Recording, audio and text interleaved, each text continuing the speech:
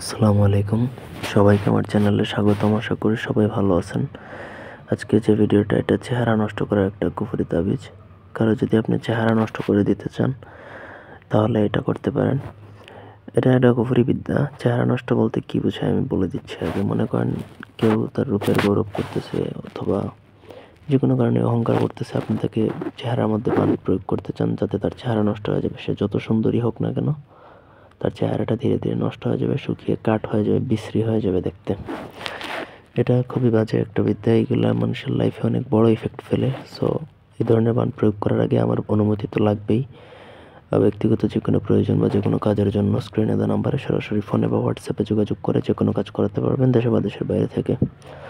অমাবস্যার দিন, যেদিন অমাবস্যা হয় সেদিন রাত্রেবেলা যার উপর এই বানটা প্রয়োগ করবেন তার একটা ছবি নেবেন প্রিন্ট আউট করে। ছবি, তার বর্তমান ছবি লাগবে। বর্তমান ছবির উপর স্ক্রিনে যে নকশাটা দেখতে পাচ্ছেন সেই নকশাটা আঁকবেন। ছবির উপরে আঁকতে পারেন অথবা ছবির উল্টা পাশে আঁকতে পারেন।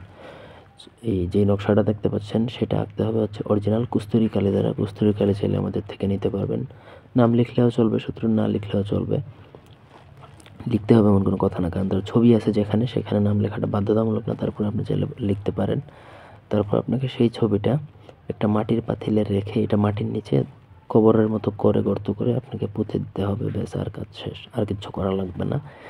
যত দিন যাবে তত শত্রু বা আপনি যার উপর প্রয়োগ করবেন তার চেহারা নষ্ট হতে থাকবে। এরকম করতে করতে একসময় তার চেহারা একবারে বিশ্রী বিদঘুটে হয়ে যাবে, দেখার মতো অবস্থা থাকবে না। তো আমি আগেই বলতেছি, এটা অন্যায়ভাবে প্রয়োগ করবেন না। একান্ত প্রয়োজনে আমার সাথে যোগাযোগ করবেন বা ব্যক্তিগত কাজেও যোগাযোগ করবেন। ধন্যবাদ।